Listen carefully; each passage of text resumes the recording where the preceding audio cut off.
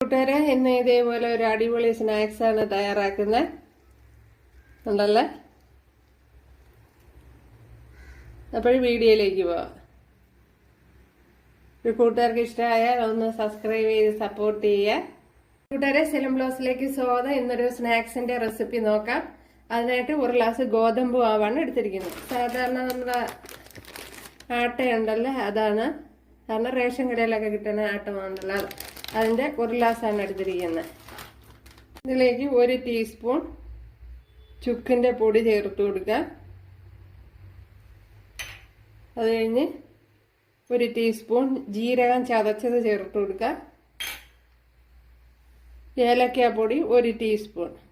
4 ഏലക്ക എടുത്ത് അതിൻ്റെ കുരു മാത്രം പൊടിച്ചെടുത്തതാണ്. അപ്പോൾ ഇതെല്ലാം കൂടെ ഒന്ന് കലക്കിയെടുക്കണം. 1 നുള്ള് സോഡാപ്പൊടി.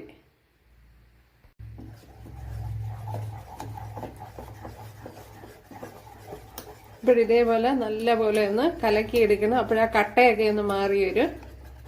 അല്ലെങ്കിൽ തൈര് നേരത്തെ ഒന്ന് കലക്കിയിട്ട് ഒഴിച്ചു കൊടുക്കണമായിരിക്കും നല്ലത്. ഞാൻ അതേപോലെ എടുത്തങ്ങ് ഒഴിച്ചു കൊടുത്ത്. ഇപ്പം എല്ലാം തൈരൊക്കെ കലങ്ങി വന്നിട്ടുണ്ട്. ഇത് തന്നെ മതിയാവും.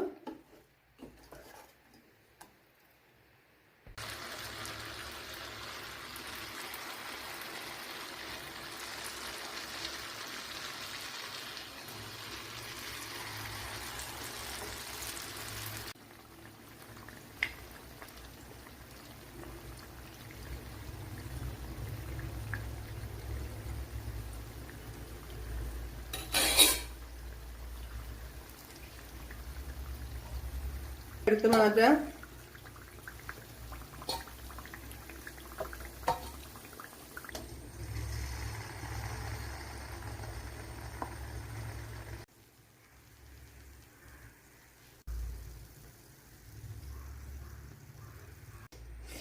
നമ്മുടെ സ്നാക്സ് ഇവിടെ റെഡി ആയിട്ടുണ്ട്. ഉണ്ടല്ലേ? അടിപൊളിയാണ്. ഇപ്പോൾ കൂട്ടുകാരെല്ലാവരും ചെയ്ത് നോക്കുക.